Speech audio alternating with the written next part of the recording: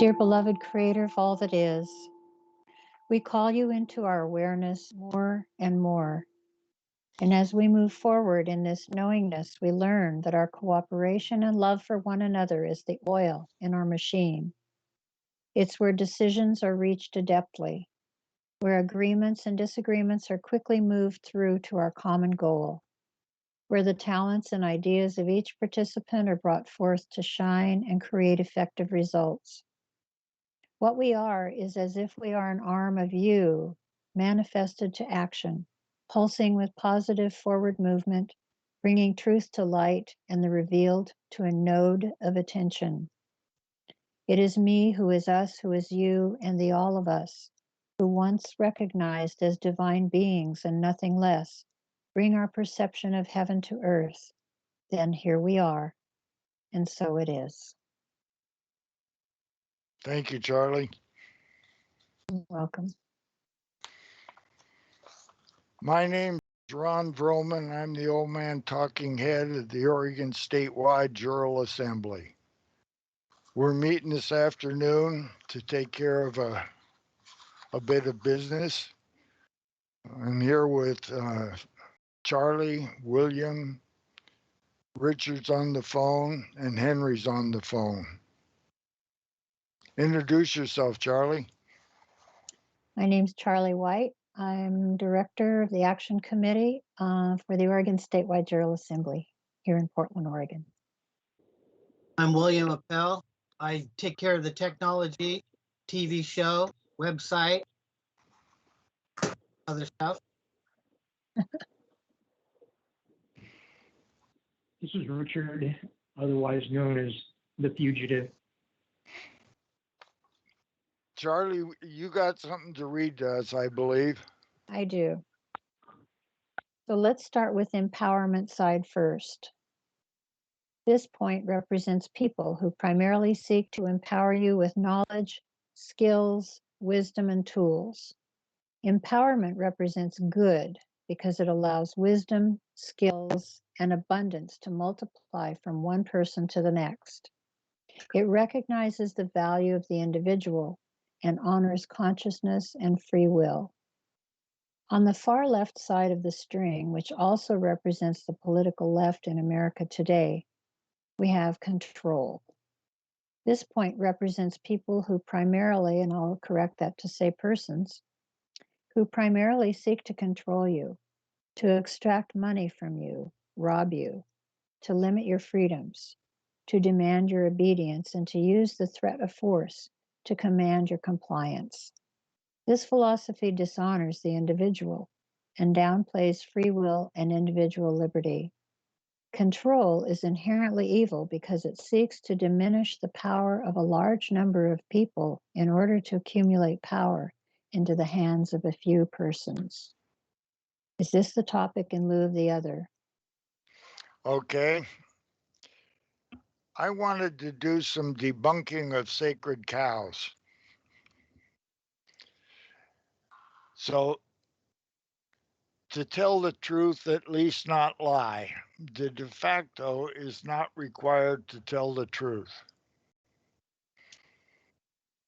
Donald John Trump is a good guy. No, he's not. He's an oath breaker without honor.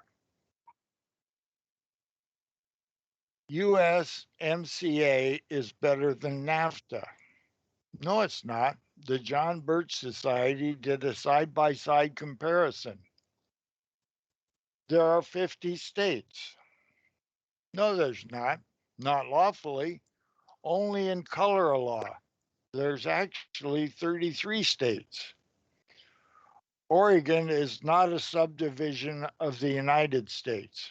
The state of Oregon is a subdivision of the United States, Inc.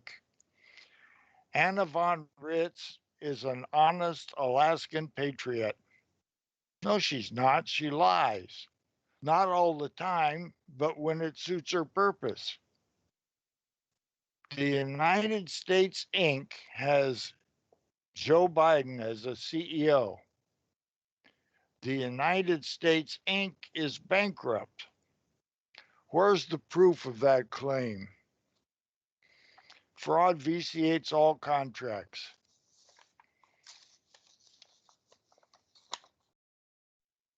That's what I wanted to say. Anybody got anything to say about any of that so far? So one thing that I shared in an email with an individual that's been very supportive of what we do, and we've been tossing some ideas back and forth. And so one of the things I wanted to say is that they, and I'm referring to the ogres, that they don't recognize our court, yet we are lawful and exist, therefore we do. They acquiesce more. We are, I am. It's all true and good and real, and they keep pretending not to recognize us as humans, yet use us. They know if they do or treat us, all power is inherent in the people. Proves true, they lose. I do believe they already have lost and still pretend they have not. So then one must ask, what is real and what is true? When we know who we are, people stand. When people stand and take a stand, and enough of us do it, and I believe we're there, the fear moves to the other side of the battle we're in. It's all mindset. Then setting the knowledge into action. This is where we are. In part, the battle is with our own fears. That is the great overcoming from lambs to lions. So I think Well that said. If you guys got a few minutes, this is what I'd like to do next. How's that? That picture there? This is the first rough draft. It looks pretty good. It should read pretty quick. Up at the top will be our standard information on how to get a hold of us and phone number and all that stuff.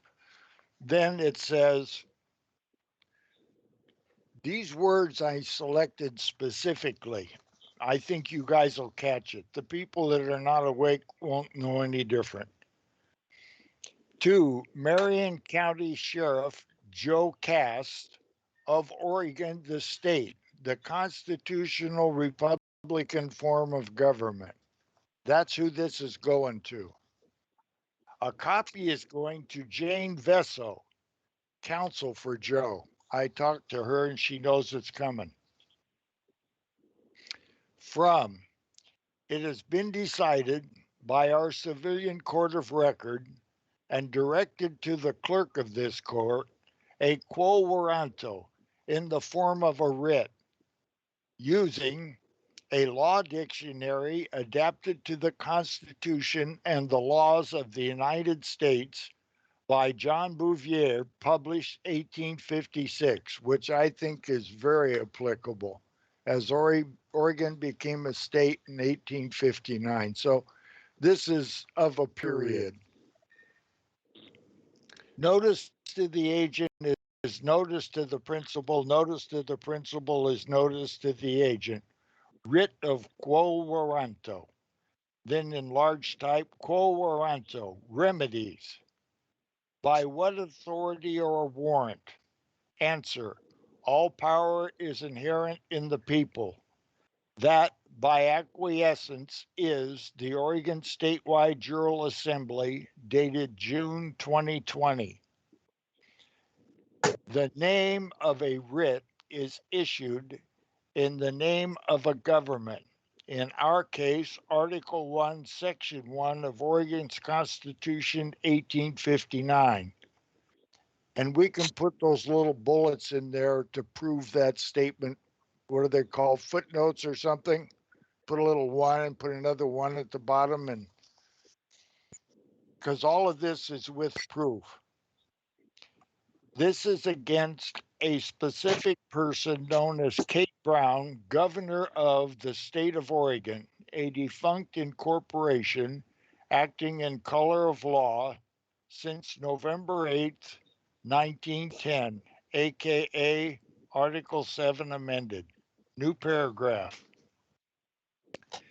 This could be against any person or corporation that usurps any franchise or office, comma. Kate, by public record, invited the FBI to Oregon, excuse me, to assist the state police in a vile operation in Eastern Oregon that developed into the killing of Robert Lavoy Finnegan. There are many unindicted co-conspirators in that heinous action. Period. New paragraph. Kate, in the public record, has broken her oath and violated the Second Amendment rights of Oregonians numerous times. This is a denial of due process! Exclamation point. A clear violation as determined by 18 U.S.C. 3571, valued at $250K in Federal Reserve notes or the equivalent. New paragraph. We are lawfully commanding the sheriff of Marion County of Oregon, the state, to summon the defendant, Kate Brown, the admitted bisexual sister of Jerry Brown and daughter of Edmund G. Pat Brown, to appear before the Oregon Statewide Jural Assembly Civilian Court of Record, where a grand jury will be called to make presentments to the 38 known de facto prosecutors on Oregon, the Attorney General, 36 attorneys, district attorneys, and the National Guard JAG. This civilian court, whence this writ was issued, will at the time to be determined reasonably soon, at a place named the Plaza across the street from the State House on Court Street. Kate Brown, new paragraph, Kate Brown is named to show quo warranto. She claims the office mentioned in this writ. Show your lawful authority to issue an executive order to affect men, women, and children on Oregon, non-U.S. citizens, or even state of Oregon employees and subdivisions employees. Such actions that through her action have broken her oath multiple times, usurped power multiple times, and this should be brought to the attention of our grand jury. First rough draft. I'd like to hear Richard weigh in. Okay, well, thank you. I think the indicting statement is okay, except that I think we need to add the previous conviction, her conviction, as one of the causes of her arrest. And Well said. Yes, I agree. because that's already it's a done deal. Agreed. Agreed.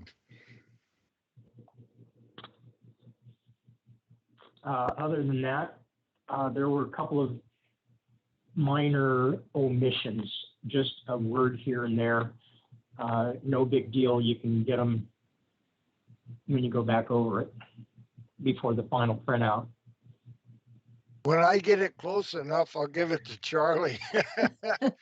then we'll get it good. And then when I get it good, I'll read it to you over the phone.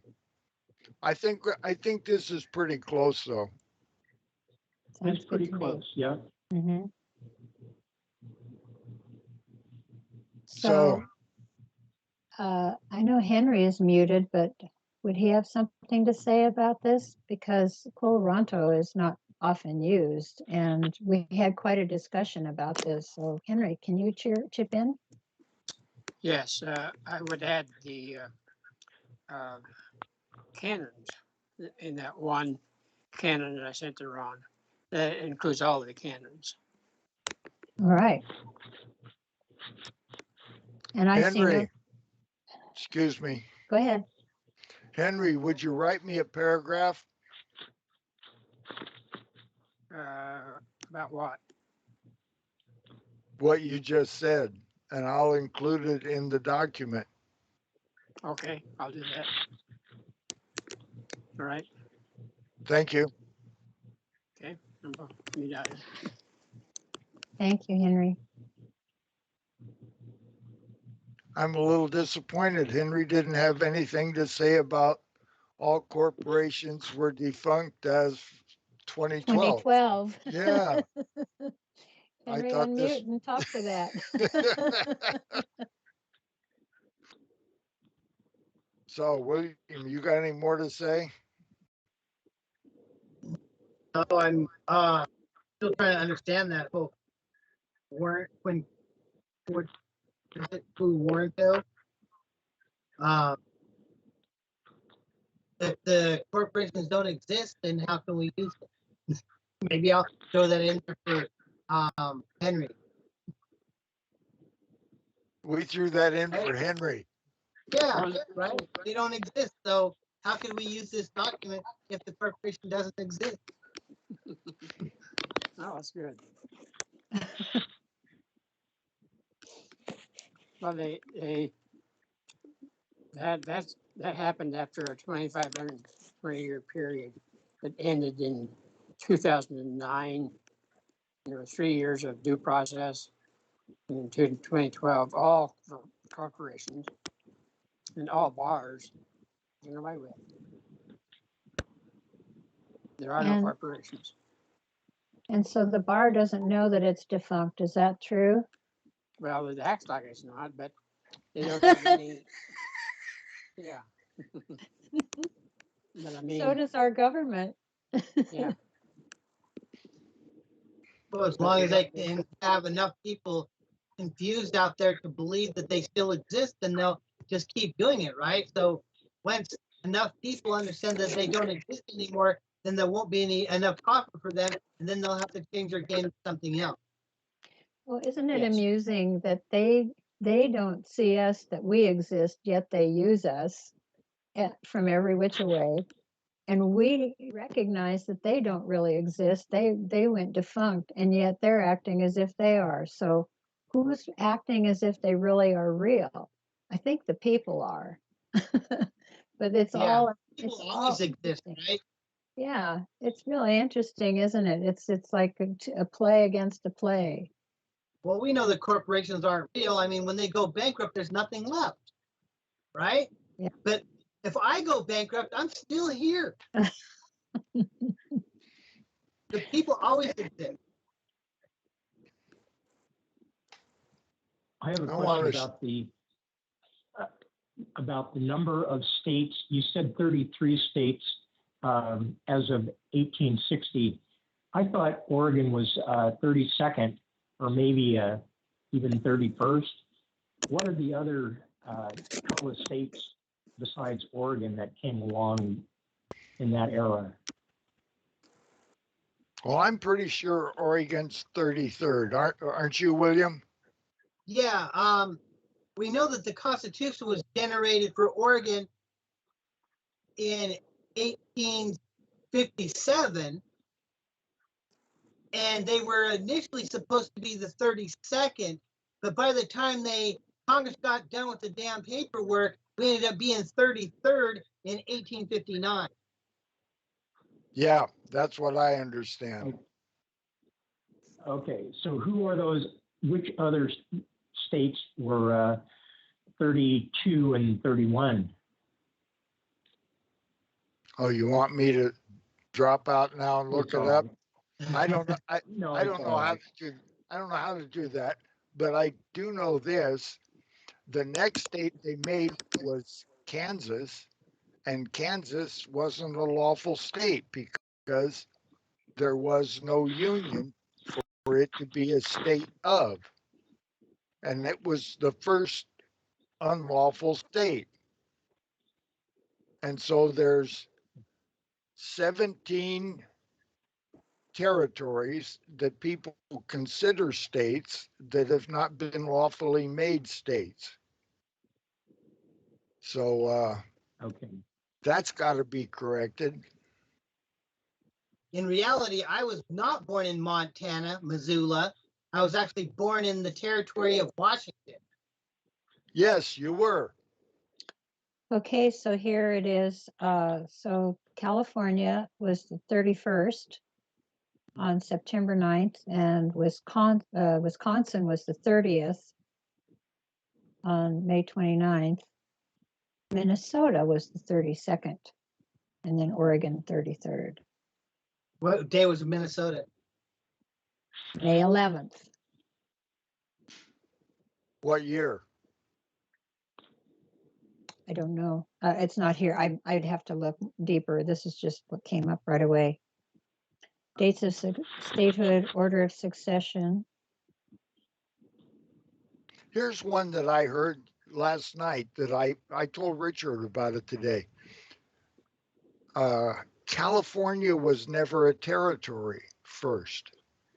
California went from being a possession of Mexico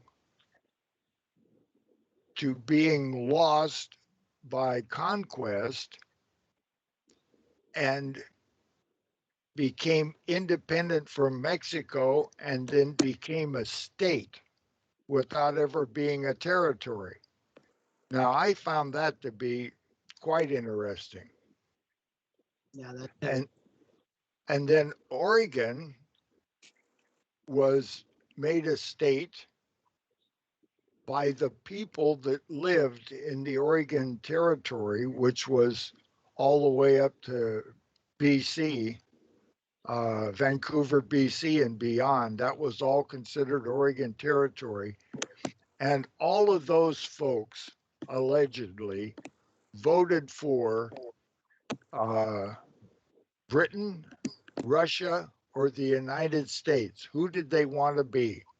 And they voted for the United States, and Russia and Britain both backed out because that was the agreement that Russia, Britain, and the United States had. That's how the Oregon Territory became a territory. It wasn't purchased, it was voted in. Interesting. Wow. So here you asked about the year. So Wisconsin was 1848. California, the 31st state, was 1850. Minnesota was 1858 on May 11th. And Oregon on February 14th is 1859. See, that's the reason why we ended up being the 33rd instead of the 32nd, even though we turned our paperwork in on 1857. Yep. Yeah, there's a gap there between 50 and 58 between California and Minnesota, and then we're 59. So And then, go ahead. I was just saying, and then Kansas is the 34th, because you were just mentioning that, and it's 1861 in January of 29. Yep.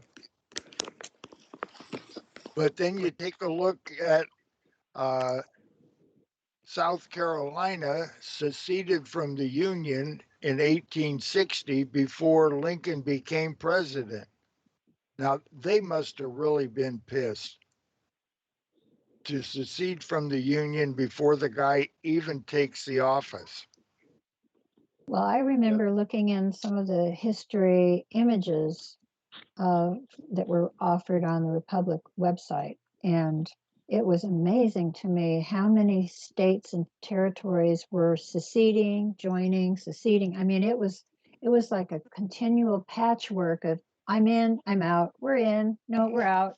Well, we'll join them, but it was really amazing to see all of that historically, because we just think it's how it was. Once it got set, it was set. That is not so. No. Yeah, it appears that all of our history's been a lie. I seen that video link yesterday that was talking about how our nation really started, and that it was really based on prayers and fasting. I found that to be very interesting, and I never ever heard that before. People seem, they might think we're strange with starting our TV show out with a prayer, but all the meetings in the beginning of this country were started out with prayer and then prayer and fasting. I did not know that. I will send that Was link back. Was that fasting, like pure fasting or water fasting or I'm not juice exactly fasting sure. or what fasting?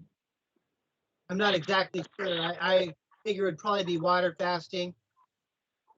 You can only drive And fast for in about those 6 days, hours. without drinking danger. water was very dangerous. Yeah, actually, there So- was a whole era of beer drinking. They used to drink beer. It was safer than water. Yeah, that's right, because it was safer than water. So maybe fasting was just beer. Beer, wine, I guess. I don't know. Not Sounds like exactly. More research on that.